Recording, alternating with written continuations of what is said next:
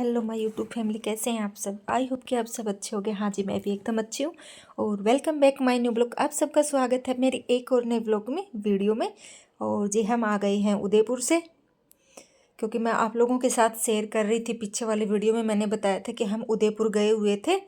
तो अभी तो खैर उदयपुर का है ना, आप लोग ये सोचोगे कि मैंने पूरे तो उदयपुर का दिखाया नहीं है, बट हम पूरा उदयपुर घूमे हैं।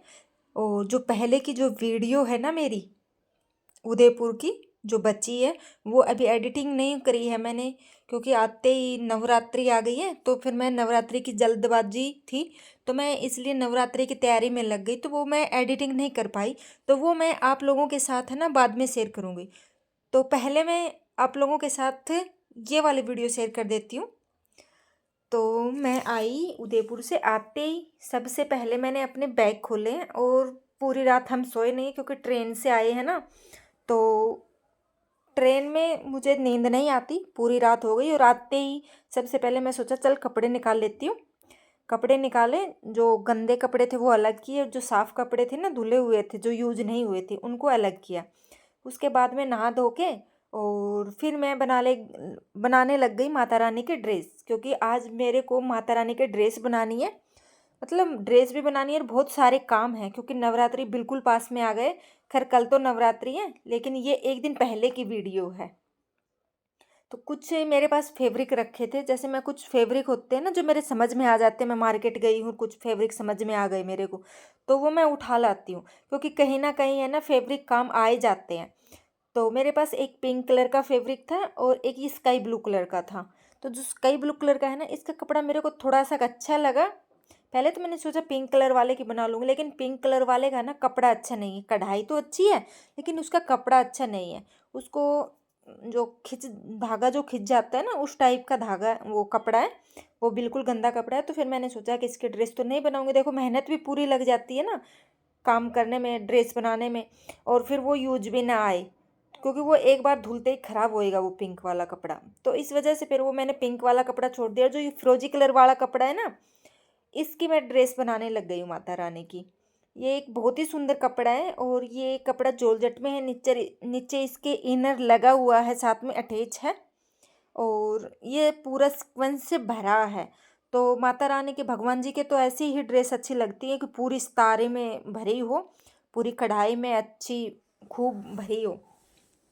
वो वाली ड्रेस से भगवान जी को ज़्यादा अच्छी लगती है। और मेरे को भी वही ज़्यादा अच्छी लगती है कि भगवान जी थोड़े से मतलब चिमके। तो मैंने फिर कटिंग शटिंग करके और मैं माता रानी की इसी की ड्रेस सोचा कि इसी की ड्रेस बना लूँ। और ये देखिए, ये मैंने ऊपर का बनाया माता रानी का, और ये मैंने बनाया है माता रानी का लहंगा। और ये कोई बता नहीं सकेगा कि ये मैंने घर पे बनाया है, ये फिर मैं मार्केट से बना बनाए लेके आई हूँ। और हाँ, जब भी मैं सदर जाती हूँ या चांदनी चौक जाती हूँ ना, वहाँ पे मेरे को लेस दिख जाती है ना, तो वो मैं लेस भी उठा लाती हूँ। क्योंकि भगवान जी के कपड़े मैं बनाती रहती हूँ। और हम भगवान जी के कपड़े बाहर से लेके आते हैं ना, तो वो बहुत कॉस्टली मिलते हैं। और उनके नीचे क्या होता है ना कि बुकरम आती, वो एक बार धुलते ही खराब हो जाते हैं।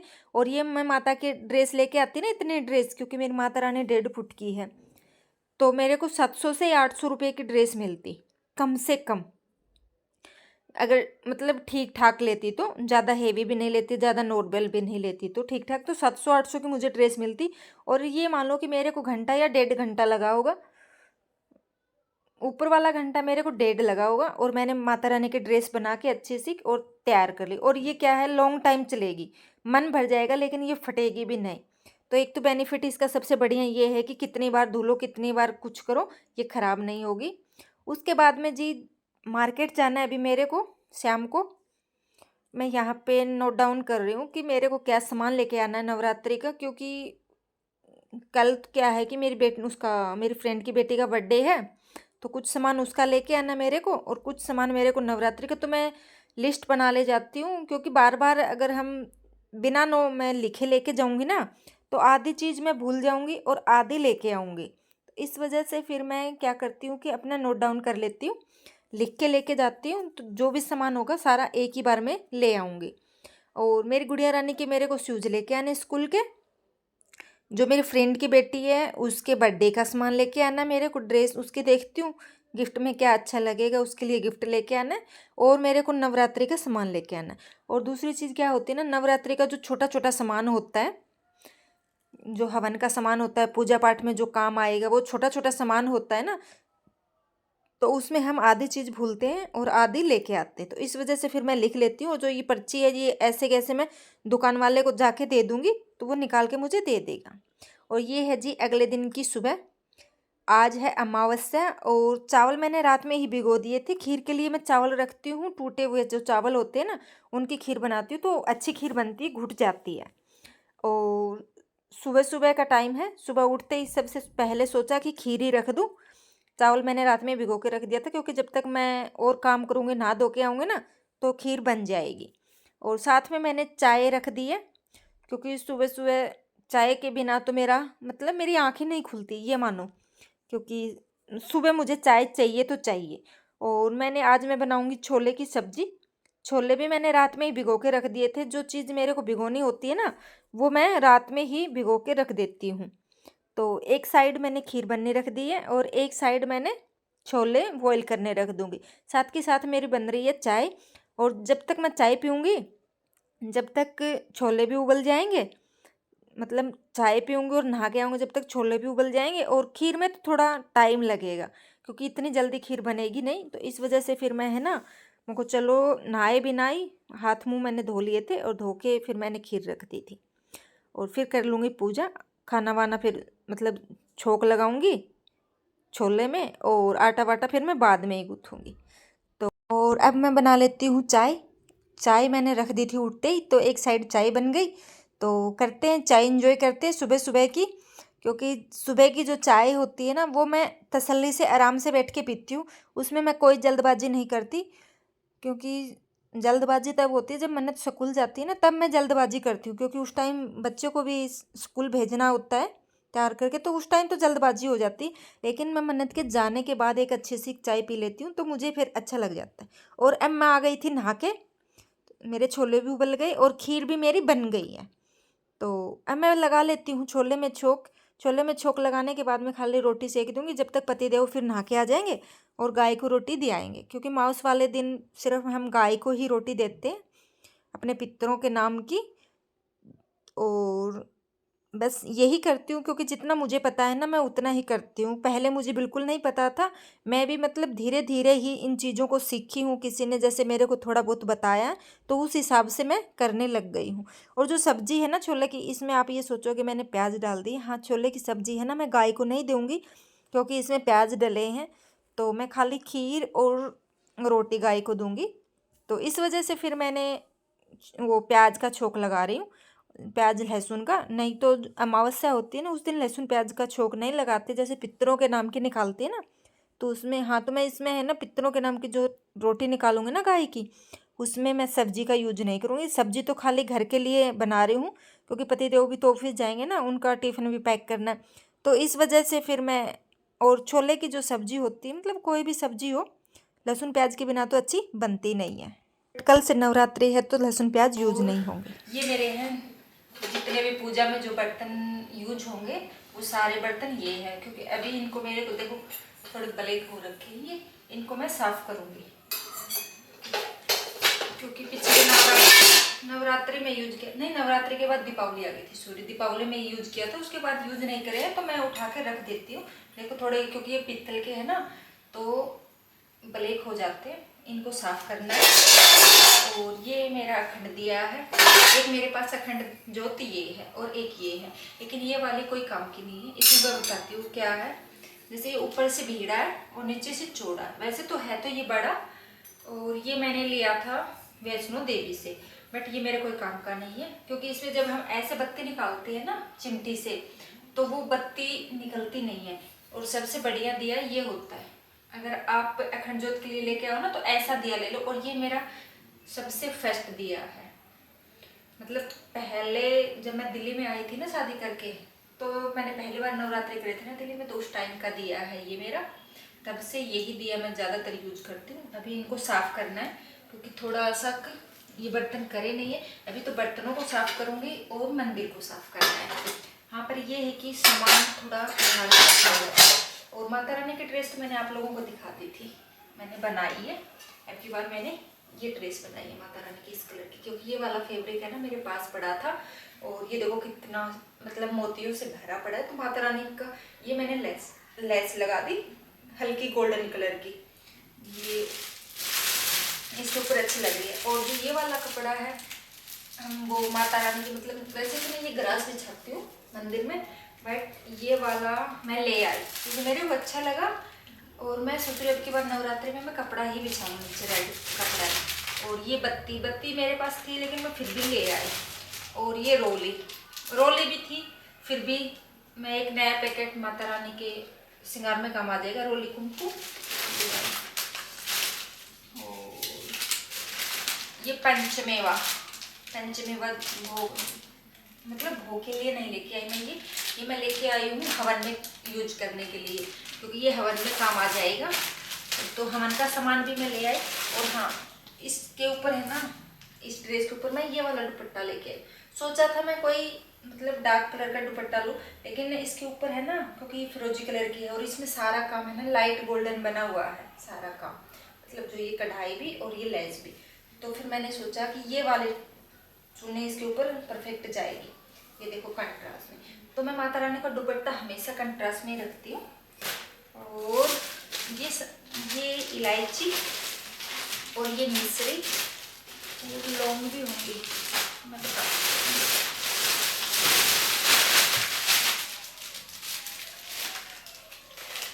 लौंग और मिश्री और इलायची ये माता रानी की भोग के लिए है।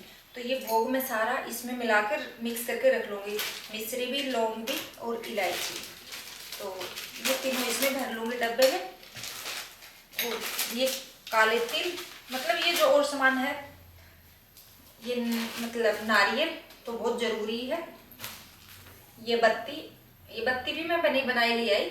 वैसे तो मैं घर पे भी बना लेती हूँ, लेकिन जो मैं कलावा लेके आ रखी हूँ ना, वो थोड़ा सा मतलब क्या बताऊँ, बिल्कुल कॉटन में नहीं है, मिक्स है, तो उसकी बत्ती अच्छी नहीं बनेगी। तो मैं बनी बनाई ले आई बत्ती। और ये जो और सामान सारा है ये हवन का सामान है। तो हवन का सामान मैं बना ली। सबसे पहले मैंने हवन सामग्री का जो पैकेट आता है वो पैकेट ले लिया।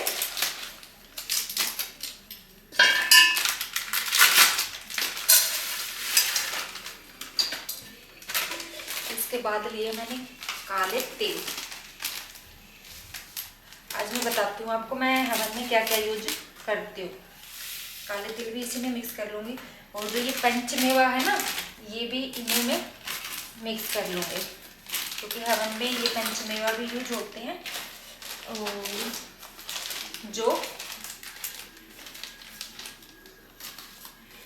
जो है ना, मैं 2 पैकेट लेके आई हूँ। एक तो मतलब जो माता रानी के जवारे होते हैं ना, उसके लिए। तो ये मैं कल है ना नवरात्रि, तो आज ही भिगो के छोड़ दूंगी। बहुत अच्छे जवारे निकलते हैं, पहले दिन भिगो के रख देती हूँ ना, तो बहुत अच्छे जवारे होते हैं। इसमें जो मैं थोड़े भी लाऊंगी, क्योंकि थोड़े से मैं इस पैकेट में से भी रख लूँगी। और ये है इंदरजो।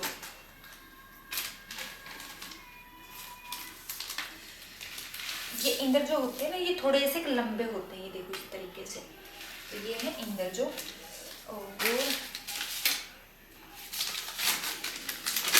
इसमें क्या है, हाँ इसमें है सुपारी। ये सुपारी तो कल काम आएंगे, कलश में हम माता रानी का वो कलश स्थापना करेंगे ना, तो उसमें काम आएगी सुपारी। और इसमें शायद हल्दी होगी।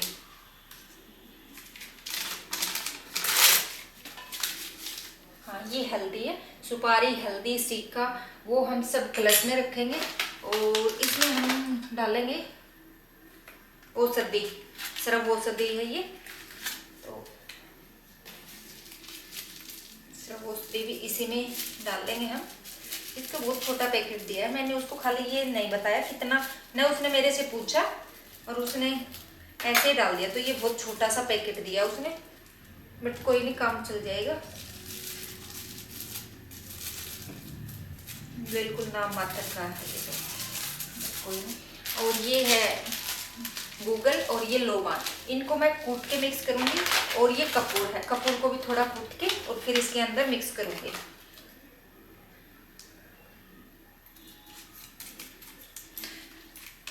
देखती हूँ कपूर भी मुझे लग रहा है कि मैं शायद कम लेके आई हूँ, क्योंकि डेली आरती में भी कपूर चाहिएगा और इसमें मिक्स करने के कपूर, ये देसी वाला कपूर यूज करती हूँ मैं पूजा में। इसकी क्या है ना, खुशबू बड़ी अच्छी आती है, बहुत अच्छी खुशबू आ जाती है देसी वाले की। इसको और इनको मैं फूटती हूँ। फिर उसके बाद मैंने लिया है यहाँ पे घी और इनको सबको मिक्स करके डब्बे में मैं भर लूँगी। और ये है शहद। शहद मैंने फ्रिज में रखा था तो मेरा जमा हुआ था, तो मैं थोड़ा सा इसको गर्म करके लेके आई हूँ। और इसके ऊपर से मैं डालूंगी ये घी, देसी घी घर का बनाया हुआ है ये भी। और इनको सबको मिक्स करके और इसमें भर लूँगी। और ये होगी एक बढ़िया सी हवन सामग्री तैयार, और ये डेली मेरे नवरात्रि में हवन करने के काम आएगी, क्योंकि डेली डेली मिक्स करना है ना, बहुत बड़ा। और नवरात्रि की तैयारी लगभग मेरी कंप्लीट हो चुकी है। बस अब जो लास्ट बचा है वो बची है मंदिर की मेरी सफाई। जो सामान लेके आना था वो सब ले आई हूँ, ड्रेस व्रेस माता रानी की सब हो गई है। और ये एक 9 दिन का बहुत लंबा चलने वाला त्यौहार है, तो अब इनको खूब धूमधाम से बनाऊंगी। 9 दिन बिल्कुल फ्री रहूंगी, पूजा पाठ में भक्ति में अपना मन जितना लगेगा उतना लगाऊंगी।